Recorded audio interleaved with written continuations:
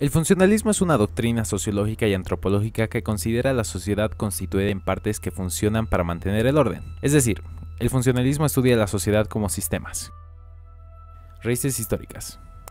Antes de analizar el funcionalismo, debemos tomar en cuenta a Thomas Bernhard. Él nos sitúa en el contexto del debate entre teorías del consenso.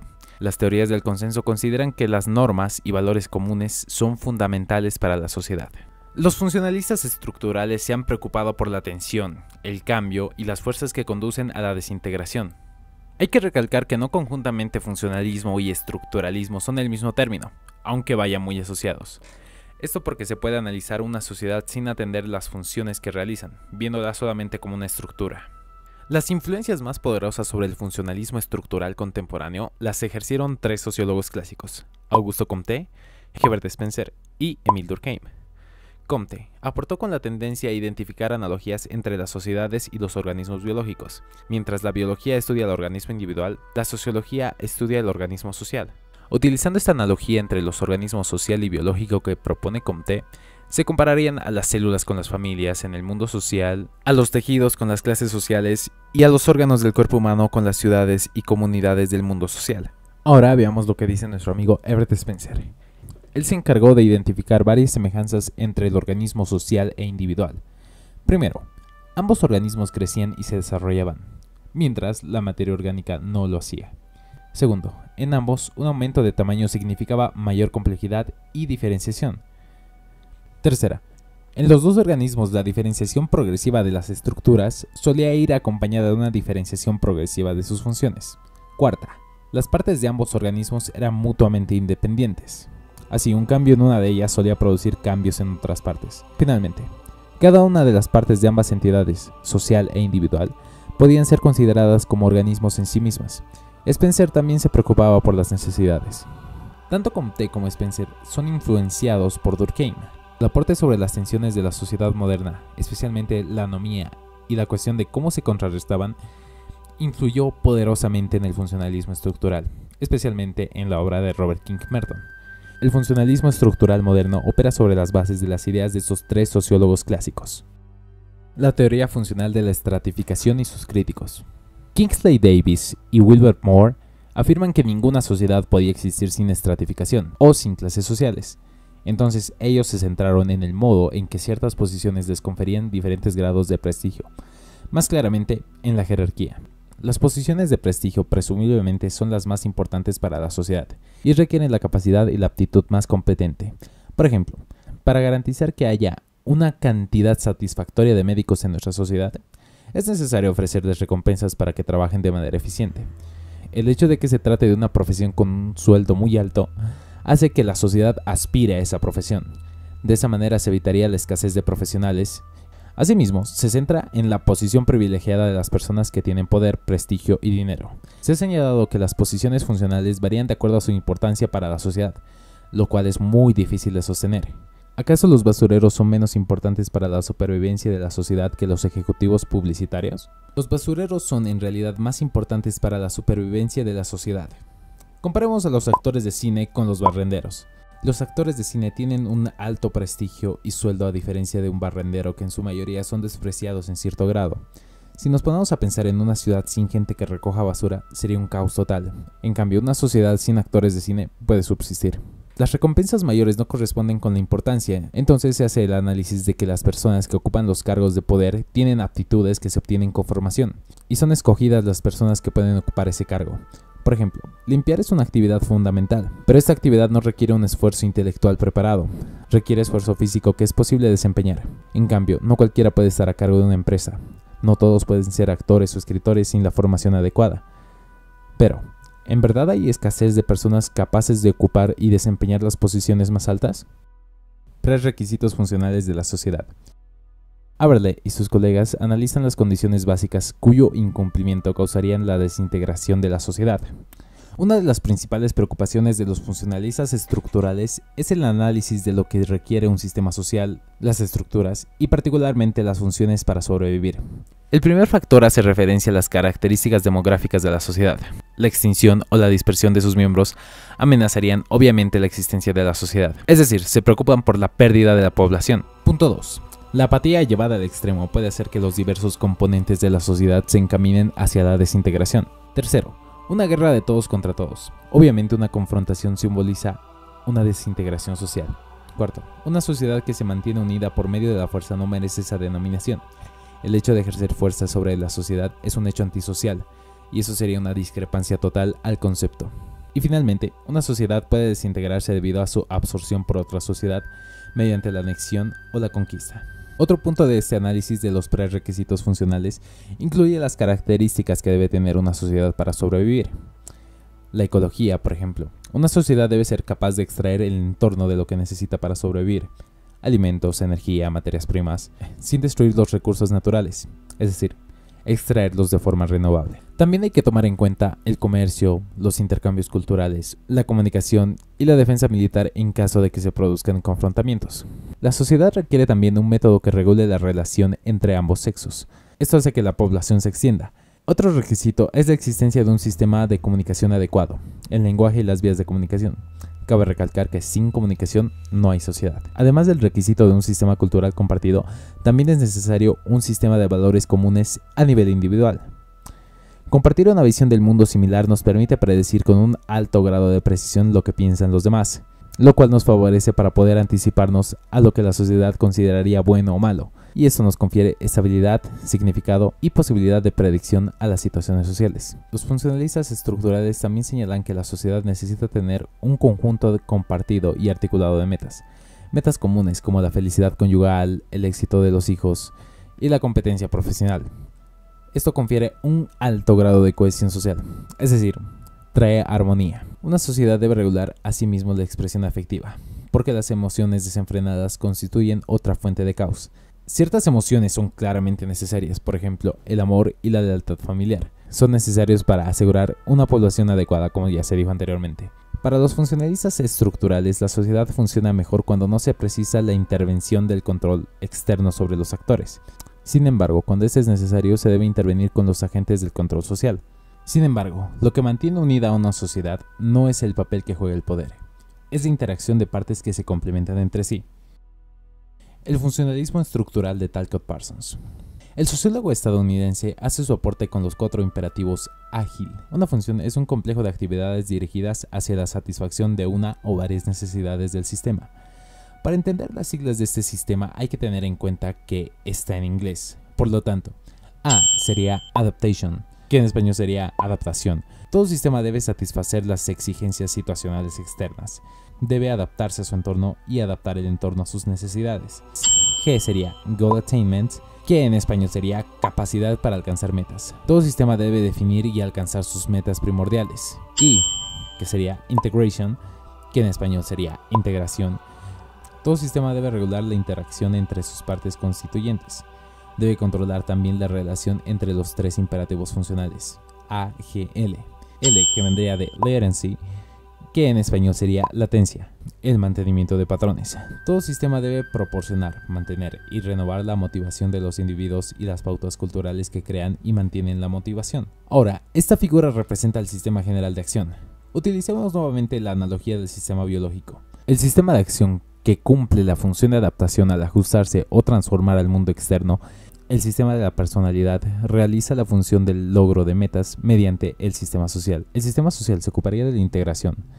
Finalmente, el sistema cultural cumple la función de proporcionar a los actores los valores y las normas que les motivan para la acción. Parsons hizo el análisis de los sistemas de acción y se convirtió en la mayor fuente de críticas de su obra, ya que no se ocupó de la cuestión del cambio social hasta muy avanzada su carrera. Parsons habla sobre el sistema social, comenzando en el micronivel de la interacción entre ego y alter ego.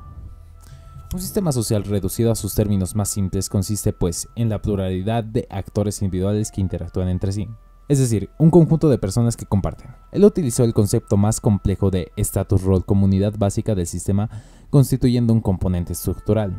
Se interesó también por los grandes componentes del sistema social, tales como colectividades, las normas y los valores.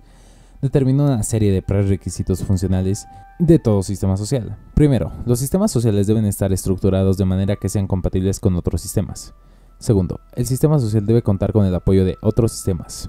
Esto para satisfacer las necesidades de los actores. Tercero, debe suscitar en sus miembros una participación suficiente. Por otro lado, debe ejercer al menos un cierto control sobre la conducta potencialmente desintegradora si surge un conflicto. Es decir, actuar cuando las cosas vayan mal. Estas normas y valores se internalizan en un proceso efectivo de socialización. Por lo tanto, cuando los actores persiguen sus intereses particulares, en realidad están sirviendo a los intereses generales del conjunto de un sistema. Asimismo, en los sistemas se han desarrollado mecanismos de aprobación, desaprobación, recompensa y castigo. Como buen funcionalista estructural, Parsons distinguía entre 4 estructuras o subsistemas de la sociedad a partir de las funciones. Tomemos en cuenta el esquema ágil nuevamente, pero observemos esta figura. La política realiza la función del logro de metas. El sistema fiduciario, por ejemplo, las escuelas, la familia, cumple la función de la latencia al ocuparse de la transmisión de la cultura, normas y valores. Finalmente, la función de la integración corresponde a la comunidad societal. A pesar de que las estructuras del sistema social eran extremadamente importantes, el sistema cultural era aún más importante. Parsons concebía la cultura como la principal fuerza, ya que no es simplemente parte del sistema. Este tiene existencia separada, y en él se encuentra un conjunto de conocimientos, símbolos e ideas. La cultura tiene la capacidad de transmitir con facilidad y rapidez de un sistema a otro. Esto permite moverse una persona de un sistema social a otro mediante la difusión de un sistema. Cambio y dinamismo en la teoría parsoniana. En este caso hablaremos sobre la teoría evolucionista. El primer componente de este paradigma era el proceso de diferenciación. A medida que el sistema evoluciona, se van diferenciando nuevos subsistemas. Por ejemplo, la adaptación del ciclo de cambio evolutivo. Los valores cambian con todas las personas y de la misma forma la sociedad. Luego, Parsons analizó una serie de sociedades específicas en el contexto de la evolución de la sociedad primitiva y la sociedad moderna, pero él no se centraba en lo material. Tomemos por ejemplo el dinero. Él no se centraba en lo material, sino el valor que se le asigna al dinero. Es decir, el dinero es papel, monedas, pero este tiene un valor. Como para hacer un intercambio, al producto le asignamos un valor, la compra y venta. Es este medio de intercambio el que llama la atención a Parsons, no en sí la dimensión materialista, sino la interacción y el valor que se le da al dinero. El funcionalismo estructural de Merton. Robert King Merton fue discípulo de Talcott Parsons, y fue quizás el que desarrolló algunos de los enunciados más importantes del estructuralismo funcional. Merton hizo fuertes críticas en base al análisis funcional. Primero, se interesa en la unidad funcional de la sociedad. Sostiene que las creencias, prácticas culturales y sociales estandarizadas son funcionales para la sociedad en su conjunto, pero Merton señalaba que este postulado contradecía lo que ocurría en el mundo real, y era evidente que no toda estructura, costumbre e idea, creencia, etc., cumplía las funciones positivas. El nacionalismo fanático podía ser altamente disfuncional en un mundo en el que se expanden las tendencias de armas nucleares. Entonces, el gran aporte de Merton es analizar a la sociedad desde el punto de vista disfuncional. Una disfunción es un trastorno o alteración en el funcionamiento de una cosa y afecta negativamente en el hecho. Pero para responder la cuestión de que si las funciones sobrepasan las disfunciones, o viceversa, Merton desarrolló el concepto de saldo neto. Es decir, ¿cómo puedo determinar si algo es funcional o disfuncional si tiene ambas partes? Sin embargo, jamás podremos sumar las funciones positivas por un lado y las disfunciones por otro. Determinar objetivamente si las funciones superan a las disfunciones o viceversa es prácticamente imposible. Pero aún así, el saldo neto trata de analizar los pros y contras de los hechos y determinar si algo es funcional o disfuncional. Por ejemplo, la esclavitud fue funcional para los grupos de los blancos poseedores de los esclavos. La esclavitud fue probablemente más funcional para unas unidades sociales y disfuncionales para otras. Merton también introdujo los conceptos de funciones latentes y funciones manifiestas. Las funciones manifiestas son intencionadas, en cambio las funciones latentes son no intencionadas. Retomemos el ejemplo de esclavitud. La función manifiesta de la esclavitud fue el aumento de productividad de la economía del sur, pero cumplió también la función latente de producir una gran infraclase que hizo elevar el estatus social de los sureños blancos, tanto ricos como pobres. Merton especificó que las consecuencias no previstas y las funciones latentes no eran lo mismo. Me dejó entender. En el caso de los esclavos, estaban conscientes que estaban siendo explotados por los señores poderosos que se llenaban de riquezas, pero esta no era su intención. Es decir, no es lo mismo hacer algo inconscientemente que una función latente. En la función latente estás consciente de lo que haces, pero no es tu intención. Merton también toma en cuenta las no funciones, las cuales son irrelevantes para el sistema. Merton sostenía que algunas partes de nuestro sistema social pueden ser eliminadas. Por ejemplo, Nuestro sistema podría seguir e incluso mejoraría si se eliminara la discriminación que sufren los diversos grupos minoritarios. Merton también toca el término de estructura social y anomía. La anomía se produce cuando hay una disyunción aguda entre las normas y los objetivos culturales y las capacidades socialmente estructurales de los individuos del grupo para obrar de acuerdo con ellos. Una de las principales críticas defiende que el funcionalismo estructural no es válido para tratar cuestiones históricas. Lo definen como ahistórico. Sin embargo, el funcionalismo estructural se desarrolló al menos en parte como reacción al enfoque histórico evolucionista de ciertos antropólogos. El funcionalismo estructural también fue criticado por no poder analizar el proceso del cambio social, y cuando lo hicieron fue desde un punto de vista más revolucionario. Una de las premisas de este capítulo es que la teoría del conflicto puede ser considerada como un desarrollo que se produjo al menos en parte como reacción del funcionalismo estructural.